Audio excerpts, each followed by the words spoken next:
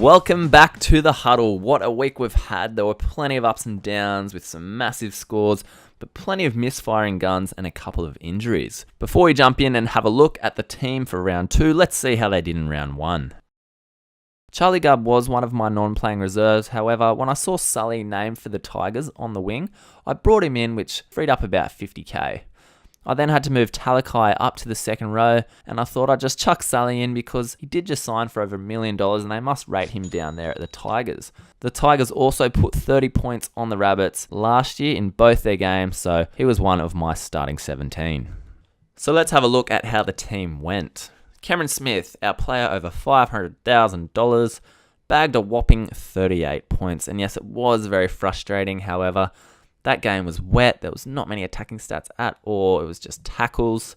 Supercoach isn't about just the one game. It's about averages there. And for Cam Smith, we know what he can do. In the front row, we had Andrew Fafita scoring 61 points. And there was a bit of a scare at first, thinking he only scored 46. However, after the updates, he jumped up quite a bit. You can't be too upset with that for his first hit out. Jared Wallace scored 66 points. And for a player around $250,000, that is a great score. He did play around 69 minutes, however, this could have been elevated due to the Proctor injury. In the second row, we have Sammy Burgess, and he scored 60 points. This mainly consisted of 29 tackles, a few tackle busts, and some offloads. He did miss 4 tackles, however, he absolutely monstered Elijah Taylor. It was a massive hit. Taylor did get back up, and I was pretty stoked on that as an Elijah Taylor owner. So for Sammy Burgess, that score was decent for his first hit out. However, it looks like he could still get more involved. Looks like he could make a few more runs. Hopefully next week we'll see a score of 70 plus. Bryce Cartwright scored 49 points, and for a player worth nearly $500,000, that is quite disappointing. The Panthers did get flogged by the Dragons though, so they had hardly any possession, and Cardi does depend on his attack a lot to get those points. We also know now in the media what's happening, so maybe that could be influencing his play. He made 37 tackles and looked to hit hard in defence, however he copped a -7 for missed tackles. He had a few offloads, but only 1 tackle bust, so let's hope the Penny Panthers can hold the ball next week and spend some more time in the opposition 20. Sione Matadia scored 49, which is quite low, as I was expecting scores from around 55 to 60. His input did drop, however, as he got moved to the centre when Pythian got injured. It was good to see him play 80 minutes though. A full 80 minutes in the second row, hopefully we'll see that score get bumped up. In the halves, we have Jonathan Thurston. He scored 51 points, and for JT, that's not a great score. However, he is a gun, he's set and forget. We know what he can do. At halftime, when he was on 20 points, I was quite concerned that it was going to be another Cam Smith type of score, one of your guns misfiring. However, he did jag that last touch after missing that field goal, as well as another try assist. With 2 try assists, 2 line breaks, 2 line break assists, and 2 forced dropouts, Sean Johnson went huge. He scored 117 points, and how special was that offload to set up Fusatua for a try? He saved a lot of people's rounds there, as lots of people did captain him. I opted for RDS, however, it was still great to have Sean Johnson in the team.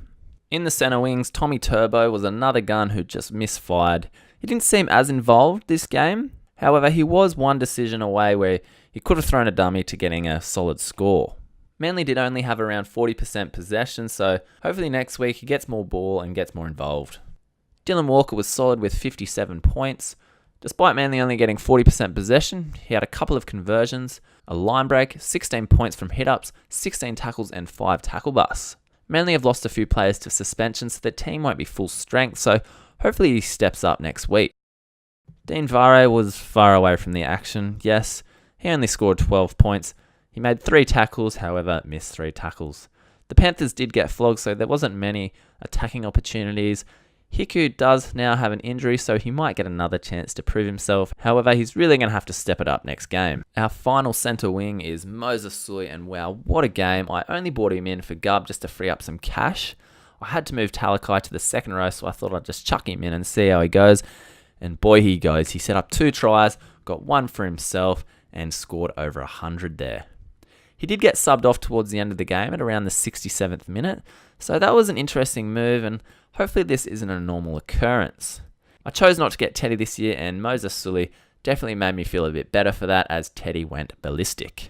Finally, we had Roger Tuivasa-Sheck, who scored 74, so double that up to 148, and as a captain score, you cannot complain about that. This easily could have been 94 as he made a forward pass to his winger who had daylight between him and his defender. On the bench, we had Felice Kafusi. He scored 41 points.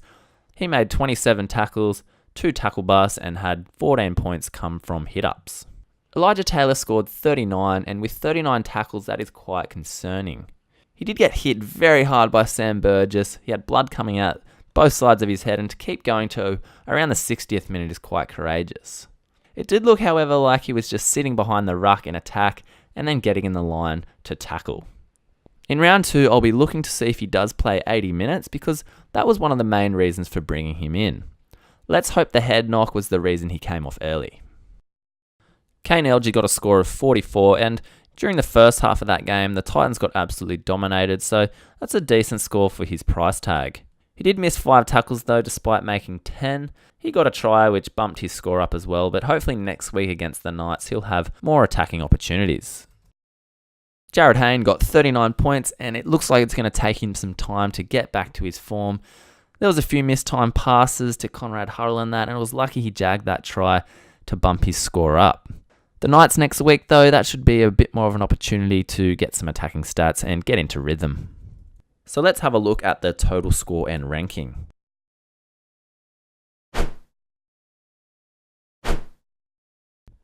So the round 1 score, we just nudged over that 1,000 point mark. I was really stoked about that. Got 1,008. It's a round 1 ranking of 17,060. Hopefully we'll see some green arrows over the next few rounds, but for round 1, you've got to be happy with that. So let's have a look now at any trades we're going to make this week. And we are going to bring in Sua'ia Matangi.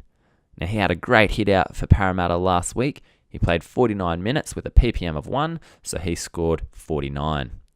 Priced at 190,000, if he keeps starting, it looks like he could make some decent cash. The man to depart is Dylan Fithian, the Python. Just like GI, he's also done his ACL and he needs to be traded. Sione Mataudia will have to move down to the centres to make the trade happen, and we now have around $20,000 left in the bank and 39 trades remaining. Charlie Gubb also would have been a good trade in here. He is $20,000 cheaper. He is there in place of Madaleno, and with the talk of Madaleno's knee being infected after surgery, Madaleno might not return till round 10, so there's plenty of time for Gubb to make some cash. Despite the extra $20,000, I did go with Matangi as his buy schedule is much better. He has a bit more flair to his game, that offload, and he's a PPM monster. He gets around 1 point per minute. His buy schedules are much better than the Warriors. However, we don't know if Matangi will still be in the team by then, but he does give us that option. Now, I know it might be tempting to get rid of Cam Smith, Trent Merrin if you have him, or Tom Trbojevic because they had a bit of a bad week. However, these are guns, and it's not good to trade guns for other guns. Like, you might be tempted to get in Taumalolo or Jack DeBellin because they had a monster week. What if you traded Cam Smith this week for a Cam McInnes and Cam Smith gets 100 and Cam McInnes only gets 40? You'd be kicking yourself. However, it is a game where you have to trust your gut. If you think it's the right thing to do, you go for it. However, the golden rule we know, don't chase last week's points.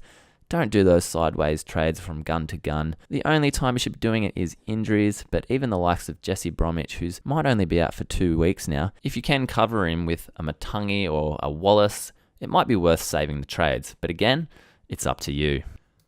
So let's have a look at the team for round 2. The team for round 2 is very similar to the team for round 1. Moga is replacing Vare there in the centre wings. Moga had 43 from base last week, which for his price is great. And who knows, against the Cowboys, it's going to be tough, but he may go over for a try. There's a bit of a reshuffle with Sione going down to the centres. Elijah Taylor comes on to the starting 13 and Tom Trbojevic there. Tommy Turbo's on the bench. However, they're still included in the 17, same as last week. The vice captain this week will be Sean Johnson. He just showed last week what he can do. I know he's versing the Storm, which will be quite tight. However, the Warriors and the Storm, the Warriors seem to do pretty well against the Storm, so we'll put it on him, see how he goes. And finally, let's see who we're going to put the captain armband on this week. And the captain is Sammy Burgess. Now, he averaged 75 last year, so he can go big. He did only get 60 last week, however, this week he's versing Manly, and since 2012, Surges averages 81 against them. Some good news considering the wet weather last weekend. It's a few days out though, but it is predicted to be mostly sunny. Another positive thing for Sammy Burgess this week is the lack of forwards or the lack of starting or first choice forwards at Manly, as the likes of Marty Tapau are not playing due to suspension. So let's hope Sammy can bust through the middle, get a few offloads and go over for a try. So don't forget to check those team lists 1 hour before each game.